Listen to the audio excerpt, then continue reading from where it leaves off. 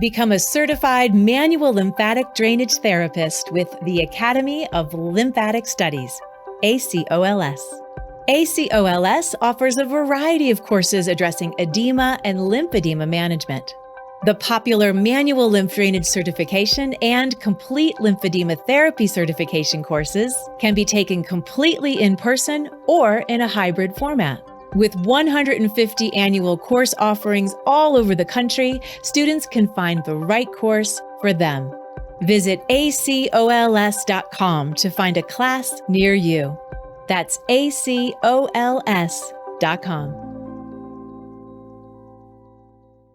This episode is brought to you by Rebel Massage Deep Tissue Body Butter. Crafted because oil is too slick and lotion absorbs too fast, these organic, professional-grade bodywork butters give you the grip you've been looking for. The best techniques in the world can get lost without the right product to support them. Try the Get a Grip version for more specific, focused work, or the Total Meltdown version for that grip with a little extra glide. Made by a massage therapist for massage therapists. Head over to rebelmassage.com to get your grip today.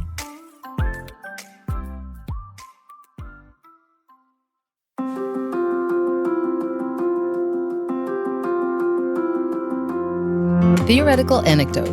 I am a massage therapist. I am, say, 7 years into my career. I'm dedicated to the craft and practicing all the techniques I learned in school. I take continuing education courses and keep myself in the know and current with the latest research.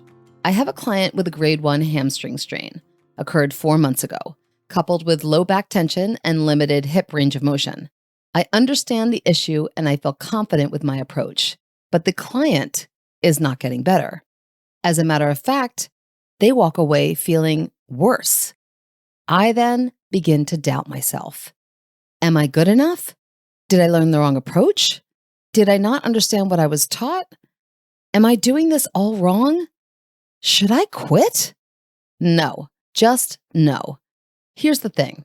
We can do all of this incredible work on ourselves so that we are more present, on our knowledge so that we understand more, on our techniques so that we can do more. But if the other party involved is not showing up and they are not doing their own work, it can all fall flat. Hitting your head against a brick wall then ain't gonna hurt that brick wall, that's for sure. So what is the answer, I hear you asking? Self-care.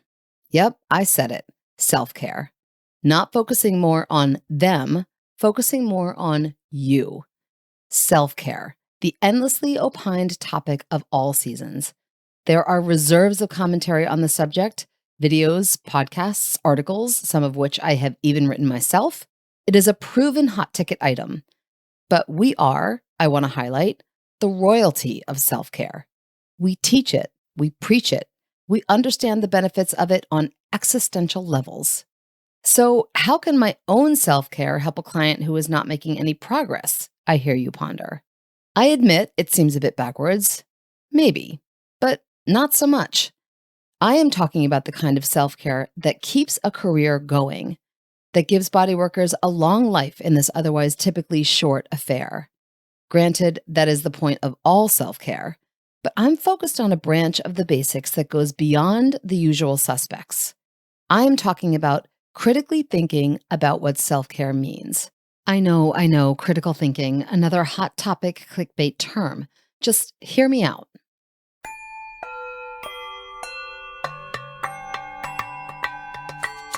Critical thinking is defined as the objective analysis and evaluation of an issue in order to form a judgment. But what if that judgment we are hoping for is no judgment? Or what if the opinion we are seeking to change is from not liking a thing to liking a thing? Allow me to explain. Opinions are abundant, and it is ultimately impossible to not have one. But the fault in the system comes when we finally shift those opinions from outward to inward, only to find that those thoughts are predominantly negative. We look at ourselves and we don't like it. The internal conversation is full of doubt and disgust. The opinion we find is a big old thumbs down. Stretching an Epsom salt aside, the most critical kind of self-care is the ability to know how to critically think. It is entirely too easy to waltz through this extraordinary life we are in and believe that everyone else has it all figured out, that we are the only ones who can't seem to do it. The truth is, the hustle it takes to keep growing and thriving uses an exorbitant amount of energy. But man, if we don't dig deep to find it, that's when the real trouble starts. Our relationship to ourselves is a lot like the hamstrings, actually. A deeper look at where they are and what they do reveals an unhealthy dialogue amongst the bellies of this upper leg beast. They are in a self-involved relationship with each other. Quite literally, joined at the hip, they spend a lot of time complaining to each other and about each other. I didn't say it was an ideal relationship, but it is one that most of us are familiar with. The different parts of who we are can feel like multiple internal dialogues, and it's not always a pleasant conversation to listen to. They also have a habit of taking cues from each other. If one is tight, the others start to tighten up. If one is strained, the others feel the strain. If one is damaged, well, the others play the victim. Maybe that needs to be the case within a muscle group. They are dovetailed together, after all, and they need to be in hypercommunication in order to carry out their respective tasks. But as we take a closer look at hamstring anatomy, remember that we are smarter than a human muscle. The faults of the part do not have to also be the faults of the whole. Stay with me here. Originating at the ischial tuberosity of the pelvis, the hamstrings cascade down the posterior thigh, divide about 2/3 of the way down, and take hold on some bony landmarks on either side of the knee. They are typically thought of as having 3 parts: the long head of the biceps femoris on the lateral side, and the semitendinosus and the semimembranosus, lovingly referred to as the semisisters, on the medial side.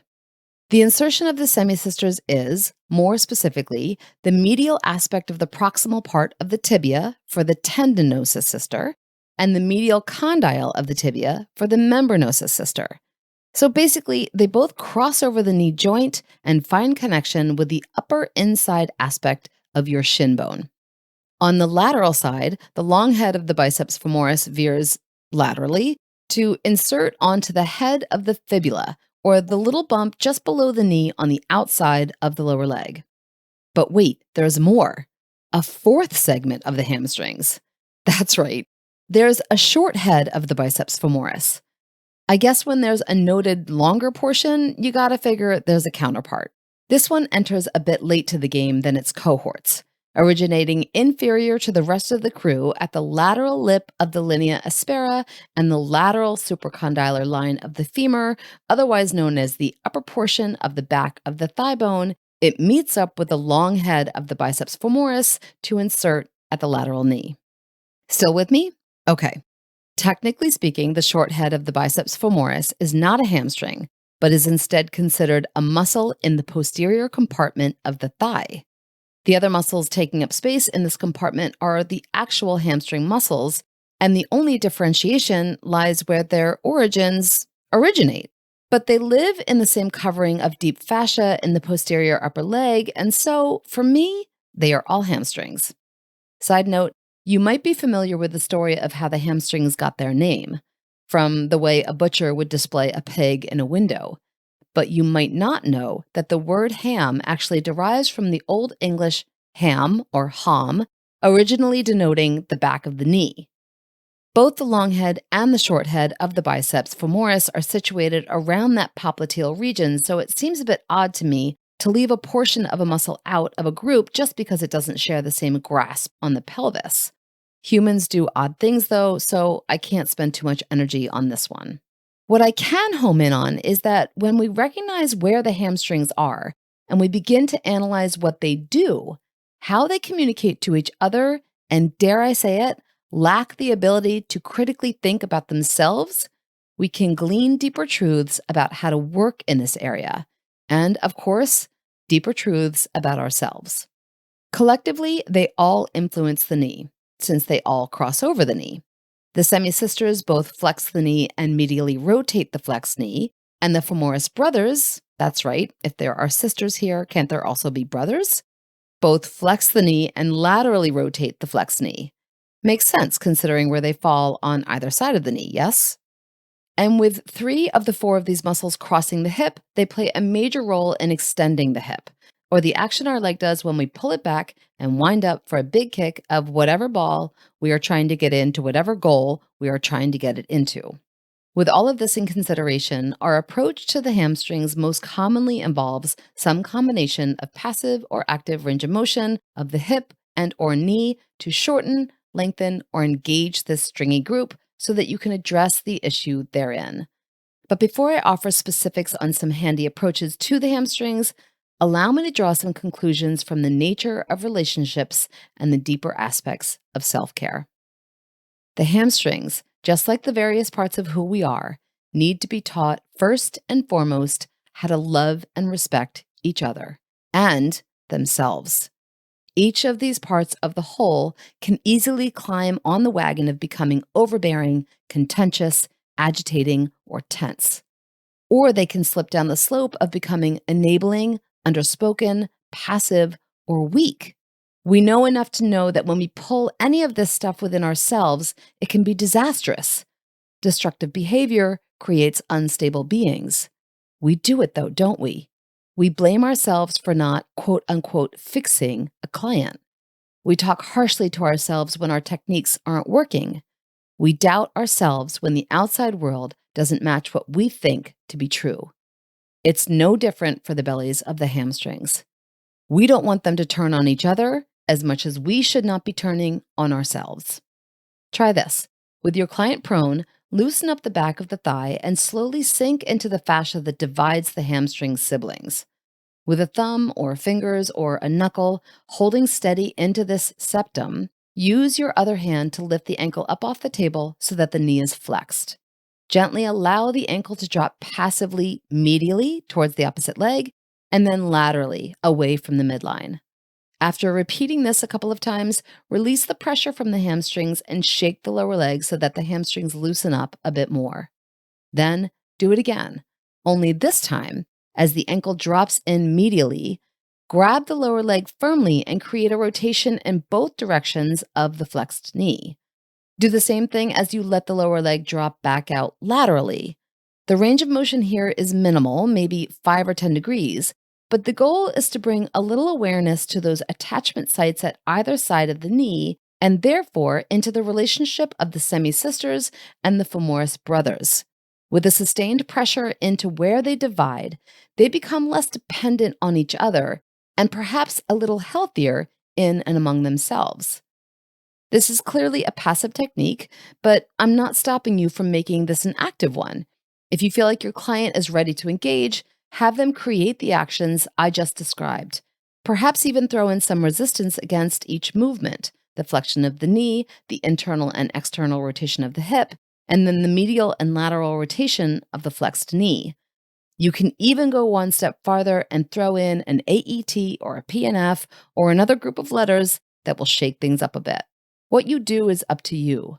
The bottom line is that you bring awareness into the separate elements that make up the hamstrings.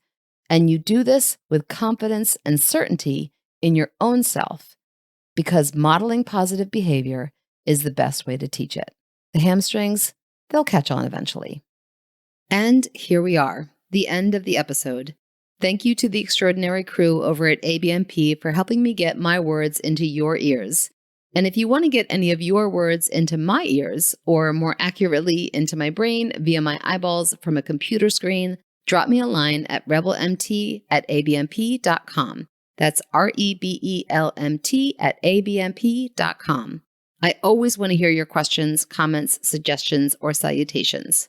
Also, if you're interested in checking out anything else I'm doing, head over to rebelmassage.com where you will find all sorts of fun things to click on, like homemade organic products for your practice, cool links to continuing education classes, thoughts I have typed up and posted here and there, and other Rebel Massage dabblings. Members are loving ABMP 5-Minute Muscles and ABMP Pocket Pathology, 2 quick reference web apps included with ABMP membership.